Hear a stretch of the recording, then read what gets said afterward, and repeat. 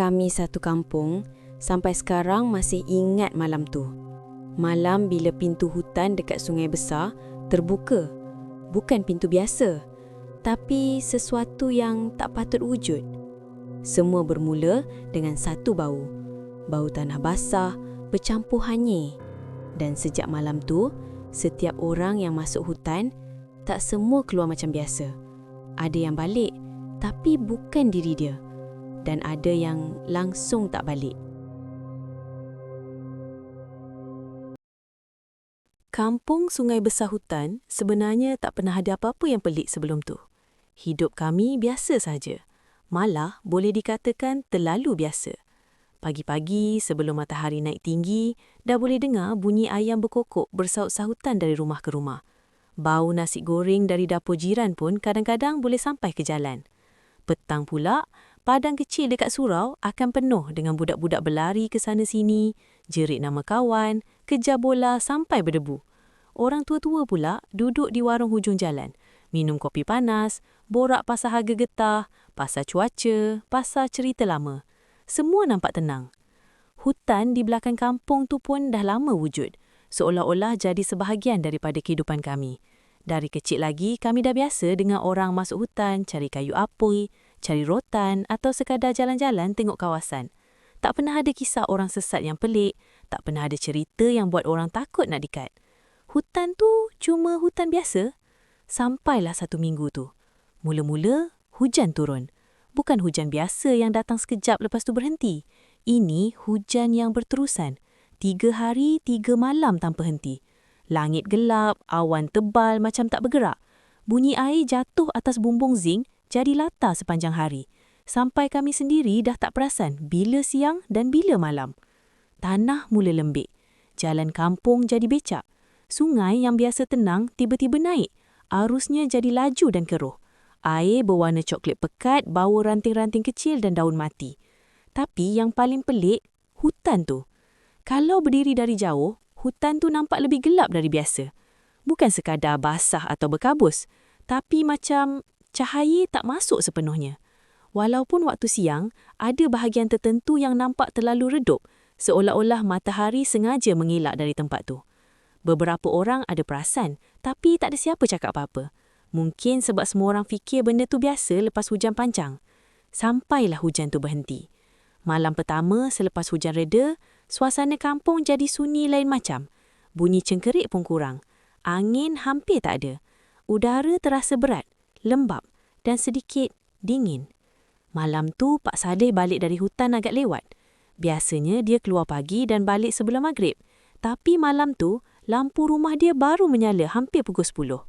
Kami yang kebetulan masih di warung nampak dia jalan perlahan menuju rumah. Langkah dia tak macam biasa. Sedikit berat. Seolah-olah penat yang lain macam. Dia tak tegur sesiapa. Tak senyum.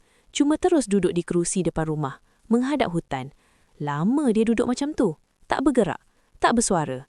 Beberapa orang cuba tanya. Lewat balik Pak Saleh, ada apa dalam hutan? Dia diam sekejap. Lama. Lepas tu baru dia jawab. Suara perlahan. Dalam hutan tu, bau lain macam. Kami pandang sesama sendiri. Ada yang ketawa kecil cuba ringankan suasana. Biasalah tu, mungkin ada binatang mati. Dia geleng perlahan. Bukan macam tu. Dia tak sambung. Dan itu yang buat kami rasa pelik. Malam makin lewat. Kami semua balik ke rumah masing-masing. Pada mulanya, semuanya nampak normal. Lampu rumah satu persatu dipadam. Kampung masuk ke dalam sunyi malam yang biasa. Tapi tak lama lepas tu, ada yang mula dengar sesuatu. Bunyi langkah. Seolah-olah ada orang berjalan atas daun kering. Bunyi tu datang dari arah hutan. Mula-mula sama, macam jauh. Tapi lama-lama, makin jelas. Beberapa orang yang masih berjaga malam mula perasan benda yang sama. Mereka buka pintu, jenguk keluar. Gelap. Tak ada sesiapa di jalan. Angin tak kuat. Pokok tak banyak bergerak. Tapi bunyi tu tetap ada. Langkah. Satu persatu. Macam seseorang sedang berjalan perlahan keluar dari hutan. Dan yang paling buat kami tak sedap hati, bunyi tu tak berhenti. Ia terus bergerak. Semakin dekat. Melintasi kawasan semak. Melintasi tepi jalan tanah. Seolah-olah menuju ke kampung. Ada yang cuba fikir logik. Mungkin orang sesat. Mungkin pemburu. Tapi siapa yang masuk hutan waktu malam selepas hujan panjang macam tu? Dan kenapa langkah dia terlalu perlahan?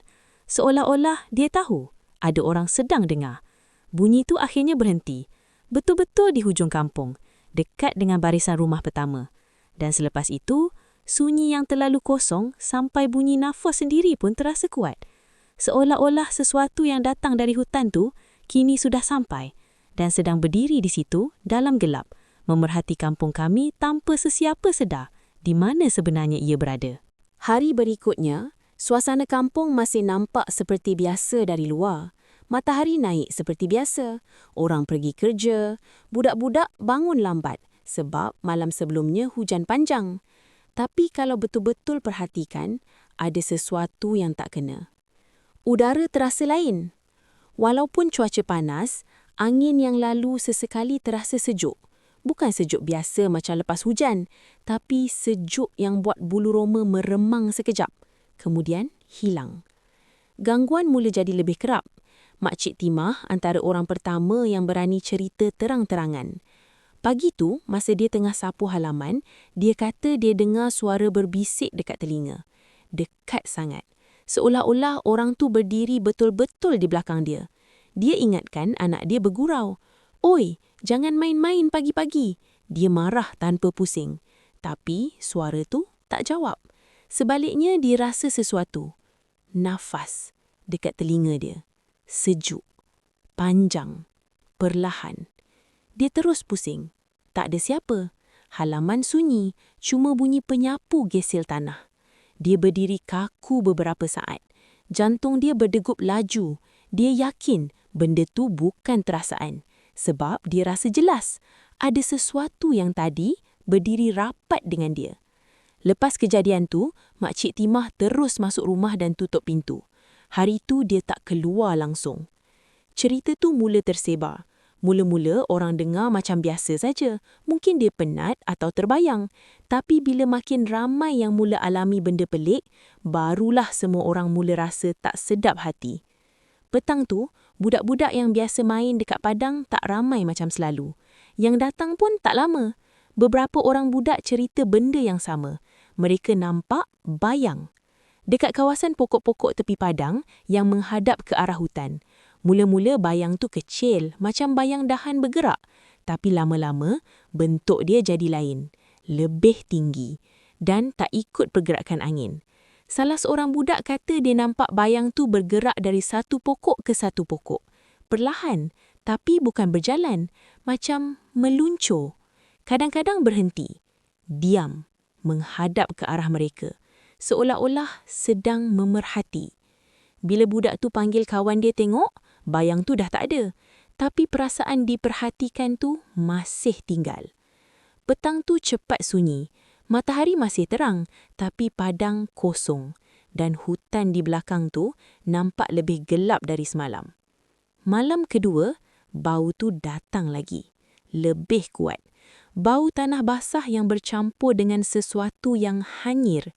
Sukar nak dijelaskan, tapi bila hidu, perut terus rasa tak selesa.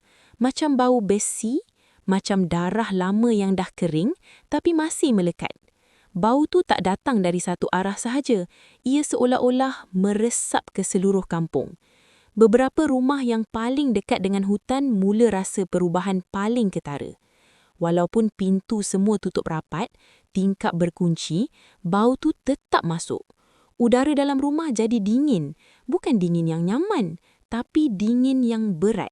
Seolah-olah ada sesuatu dalam udara tu. Seorang pakcik cerita, dia duduk di ruang tamu malam tu tanpa buka kipas. Tapi tiba-tiba dia rasa sejuk sampai ke tulang. Bila dia tengok langsir tu bergerak, perlahan. Padahal tingkap tertutup dan angin tak ada. Dia terus bangun, periksa satu rumah. Semua tertutup. Tapi bila dia kembali duduk, dia rasa macam ada sesuatu di belakang dia. Dekat. Dia tak berani pusing. Hanya duduk diam sampai rasa tu hilang sendiri. Dalam masa yang sama, gangguan kecil mula jadi makin jelas. Barang-barang dalam rumah berubah tempat. Tak hilang lama, cuma berpindah. Cawan yang tadi di dapur tiba-tiba ada di meja ruang tamu. Sudu jatuh tanpa sebab. Pintu dapur yang ditutup tiba-tiba terbuka sedikit. Perlahan, ada bunyi geseran halus. Bila diperiksa, tak ada siapa.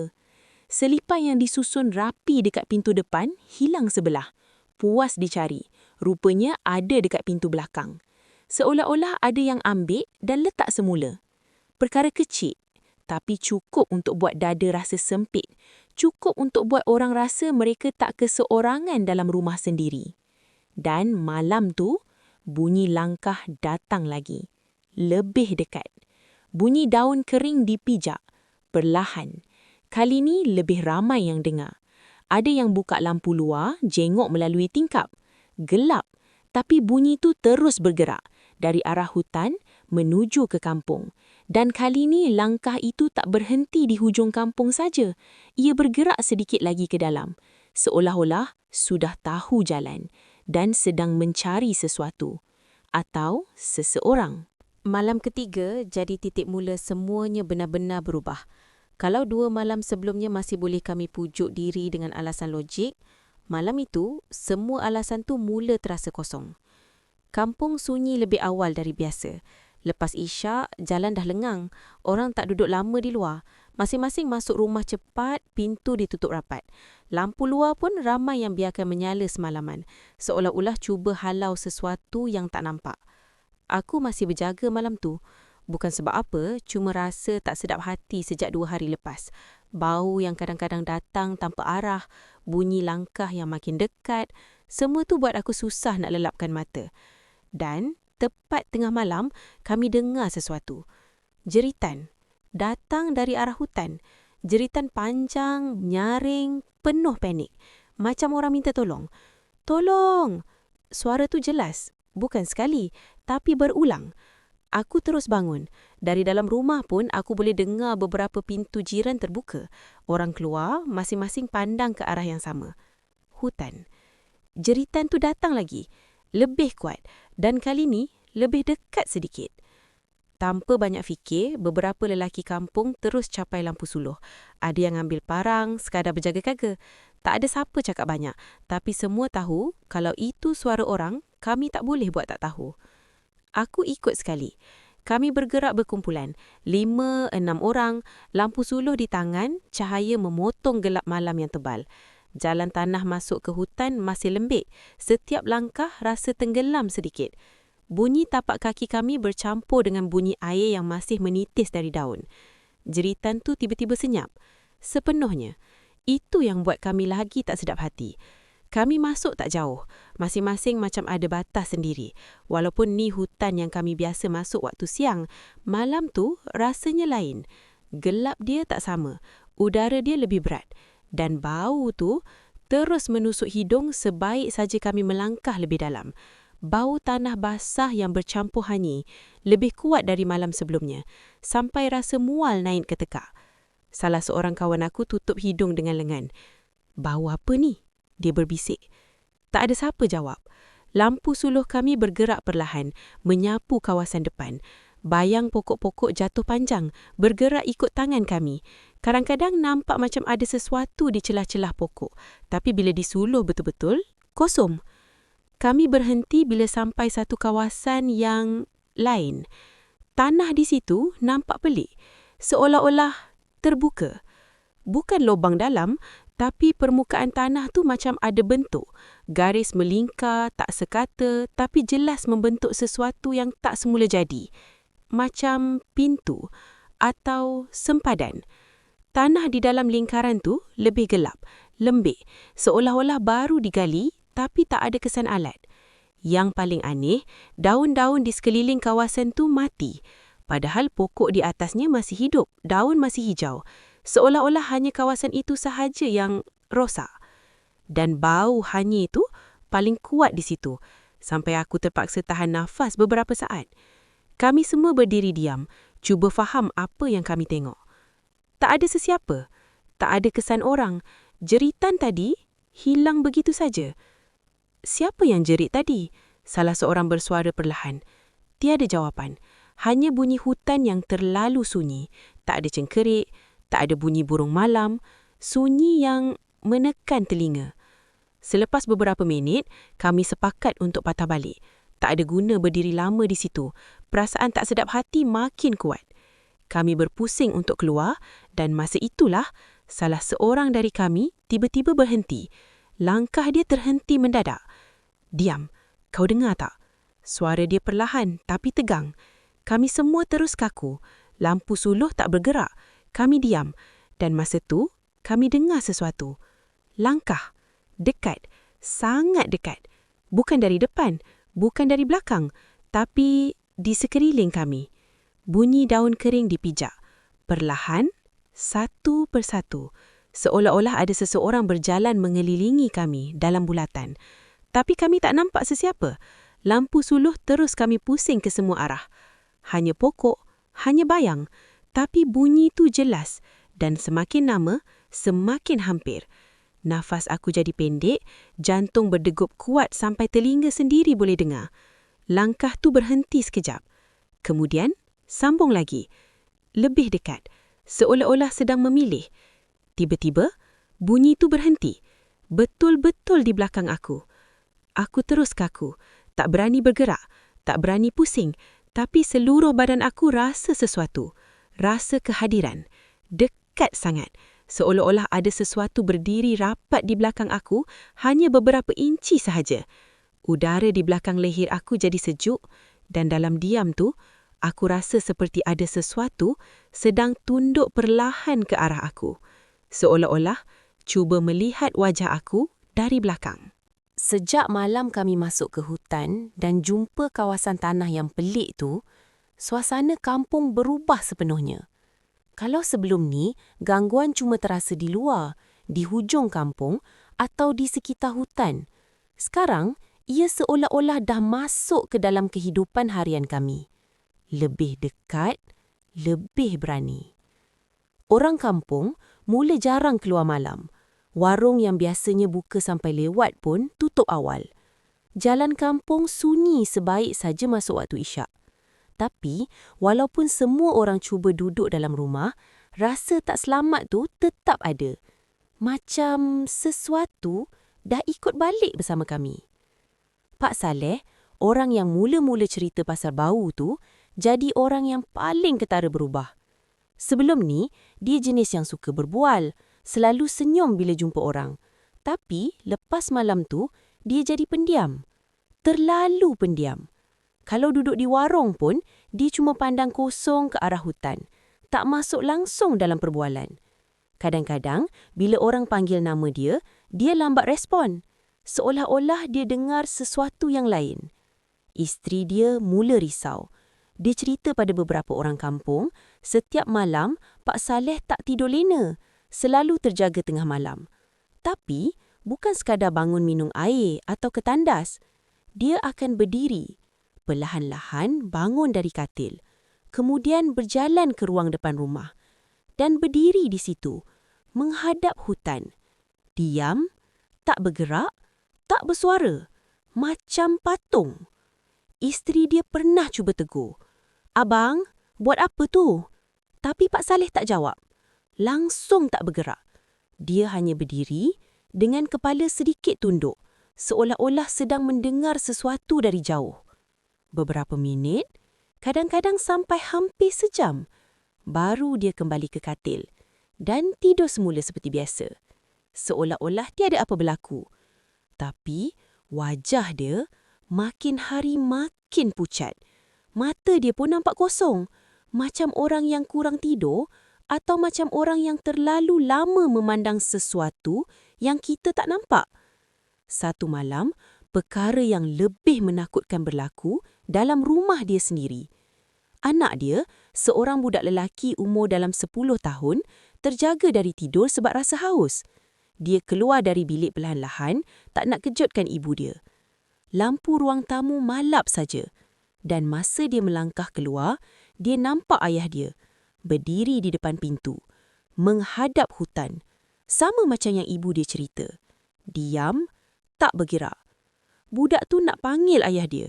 Tapi sebelum sempat dia bersuara, dia perasan sesuatu. Ada bayang di belakang Pak Saleh. Mula-mula samar, seolah-olah bayang dari lampu. Tapi bayang tu tak ikut pergerakan cahaya. Ia berdiri tegak, lebih tinggi dari Pak Saleh. Gelap, hitam pekat, sampai tak nampak bentuk jelas. Budak tu kaku. Dia tak faham apa yang dia nampak, tapi dia tahu itu bukan bayang biasa. Sosok tu berdiri rapat di belakang Pak Saleh. Terlalu rapat, seolah-olah melekat. Dan perlahan-lahan, sosok tu tunduk, mendekat ke telinga Pak Saleh. Macam sedang berbisik sesuatu. Budak tu terus menjerit. "Abah!" Jeritan dia kuat. Tiba-tiba, lampu ruang tamu berkelip sekali. Dan dalam sekelip mata, sosok tu hilang. Hanya tinggal Pak Saleh yang masih berdiri di situ. Tapi sebelum sempat sesiapa buat apa-apa, Pak Saleh terus jatuh ke lantai. Pingsan. Isteri dia berlari keluar dari bilik. Panik. Budak tu menangis ketakutan. Tak henti-henti tunjuk ke arah belakang ayah dia. Malam tu, satu rumah tak tidur. Dan keesokan harinya, cerita tu tersebar ke seluruh kampung. Sejak kejadian tu, keadaan Pak Saleh makin teruk. Dia mula bercakap seorang diri. Kadang-kadang perlahan, macam berbisik. Kadang-kadang jelas, seolah-olah sedang berbual dengan seseorang. Tapi, bila ditanya, dia cuma diam atau jawab dengan ayat yang tak masuk akal. Dan yang paling mengganggu, dia mula menyebut satu nama. Berulang-ulang. Nama yang tak pernah kami dengar sebelum ni. Bunyinya pelik, tak seperti nama orang kampung. Setiap kali dia sebut nama tu, suasana dalam rumah dia berubah. Isteri dia sendiri mengaku, angin dalam rumah tiba-tiba jadi sejuk. Bukan sejuk biasa, tapi sejuk yang datang tiba-tiba, meresap sampai ke tulang. Lampu pula mula malap. Kadang-kadang berkelip perlahan, seolah-olah tenaga elektrik terganggu, walaupun rumah lain tak ada masalah. Dan lebih dari itu, ada yang nampak bayang. Melintas di dinding. Cepat, tak jelas bentuk, tapi cukup untuk buat jantung berdegup laju. Kadang-kadang, bayang tu berhenti sekejap di satu sudut. Seolah-olah berdiri di situ, memerhati. Kemudian hilang, tanpa jejak. Dan setiap kali semua itu berlaku, Pak Saleh akan tersenyum perlahan. Senyuman yang tak pernah kita lihat pada dia sebelum ni. Seolah-olah dia akhirnya mendengar sesuatu yang dia tunggu-tunggu. Atau mungkin seseorang yang sedang menunggu dia akhirnya sudah semakin dekat. Sejak kejadian dengan Pak Soleh, kami semua mula sedar satu perkara. Gangguan itu bukan lagi sekadar bunyi, bayang atau perasaan diperhatikan. Ia sudah mula menyentuh.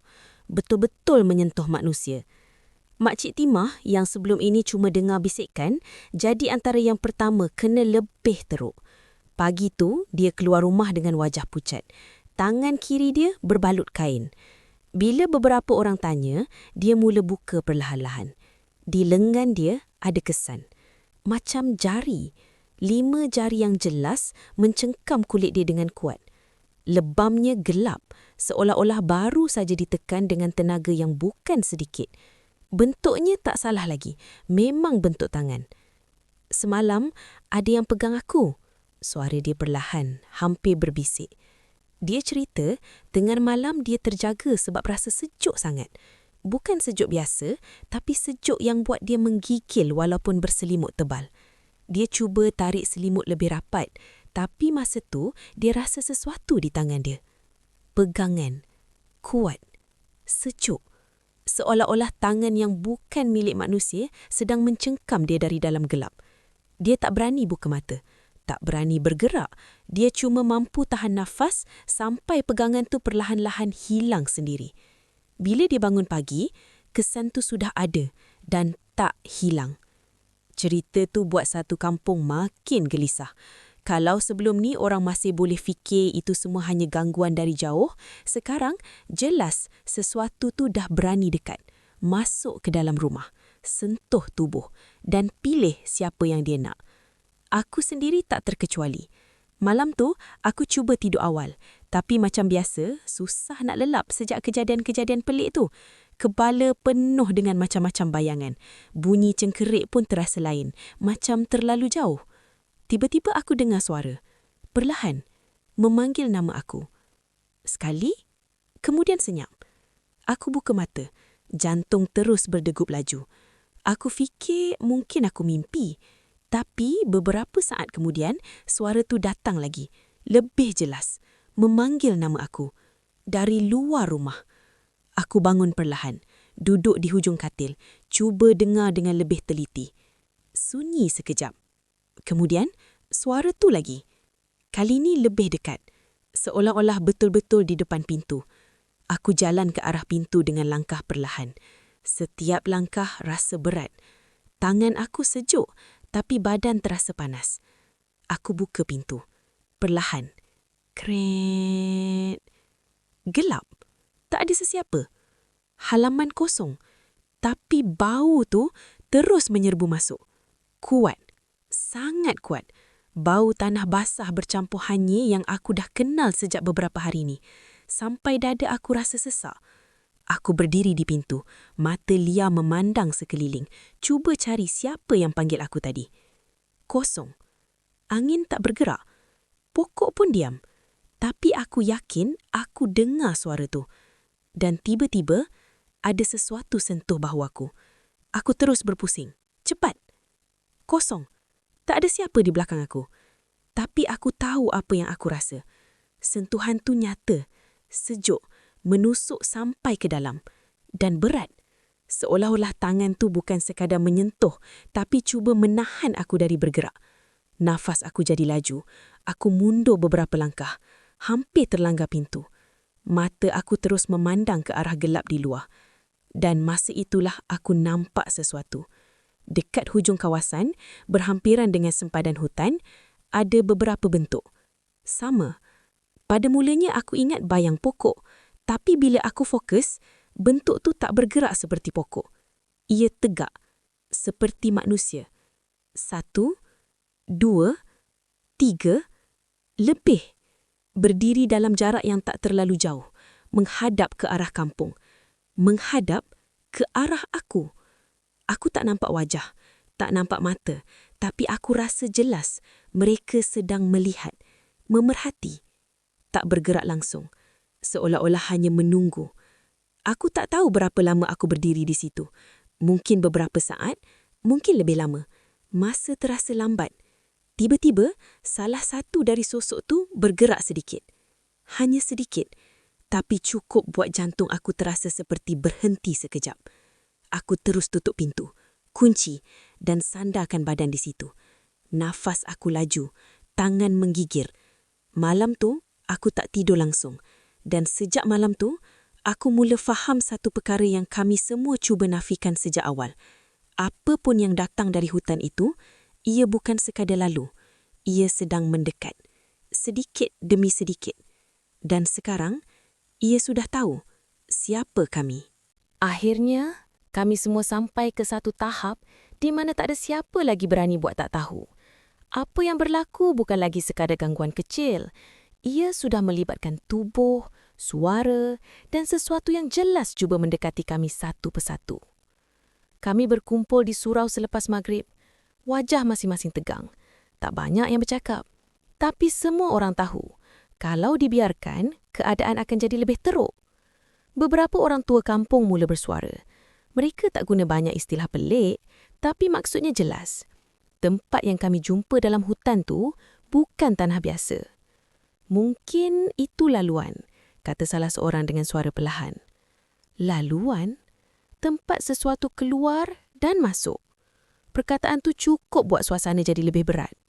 Kami sepakat malam itu juga kami akan masuk semula ke hutan. Bukan untuk mencari sesiapa, tapi untuk cuba tutup tempat tu. Apa cara sekalipun, kami tak boleh biarkan ia terbuka. Malam makin gelap bila kami mula bergerak. Kali ini lebih ramai, dalam 10 orang. Ada yang bawa lampu suluh, ada yang bawa pelita kecil, ada juga yang pegang ayat-ayat doa, dibaca perlahan sepanjang jalan. Langkah kami perlahan, tapi lebih tekat. Namun semakin kami mendekat ke kawasan itu, perasaan yang sama kembali. Udara jadi berat. Dingin mula meresap walaupun peluh masih terasa di dahi.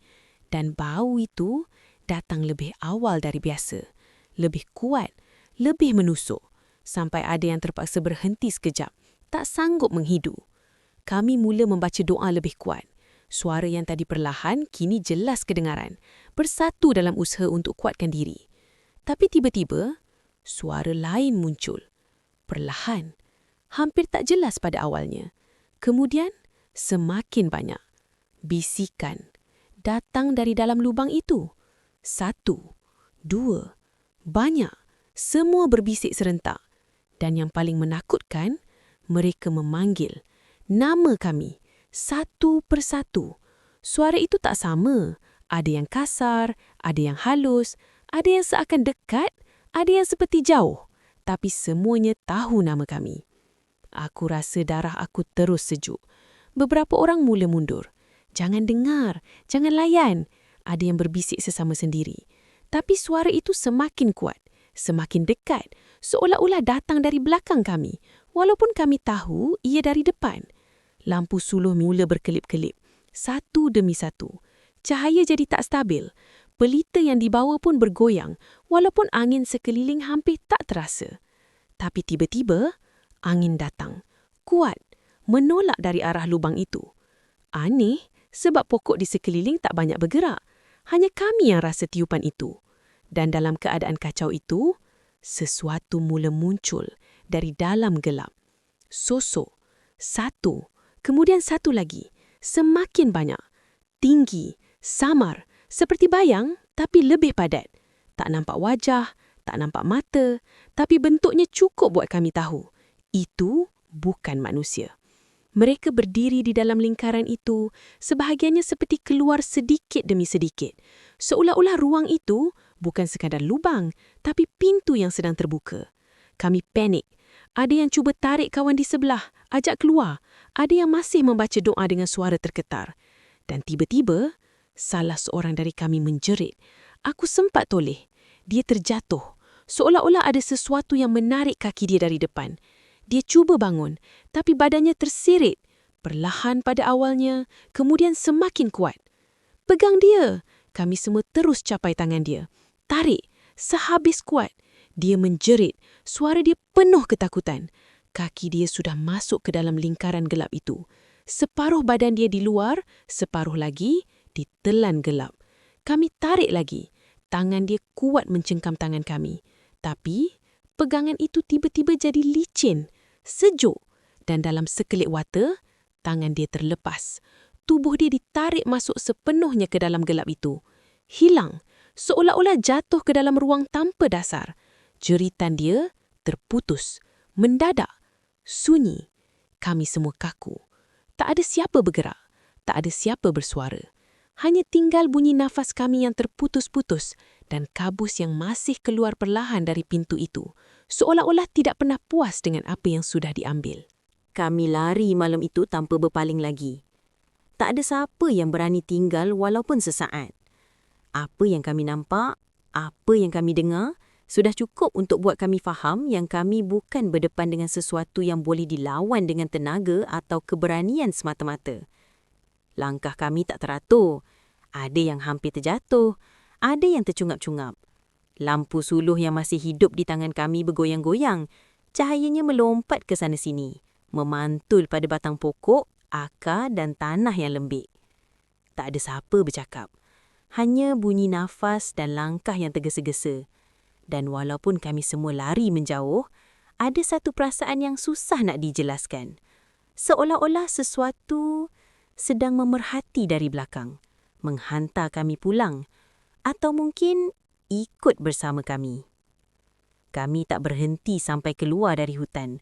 Sampai kaki masing-masing mencecah jalan tanah kampung, barulah ada yang jatuh terduduk, cuba tarik nafas panjang. Tapi malam itu, tak ada siapa tidur lena.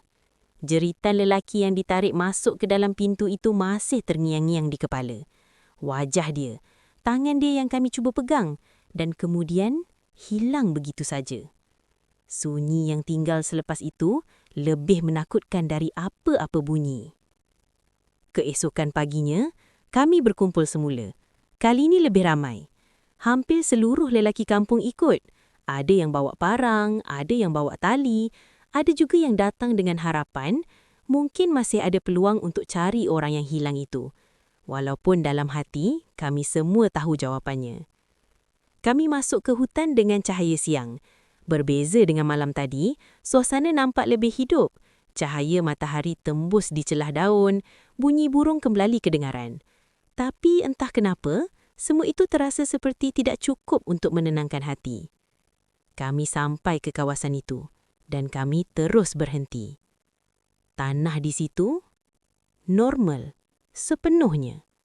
Tak ada lagi garis melingkar, tak ada lubang, tak ada ruang gelap, tak ada kabus. Hanya tanah lembik biasa ditutup dengan daun-daun yang basah.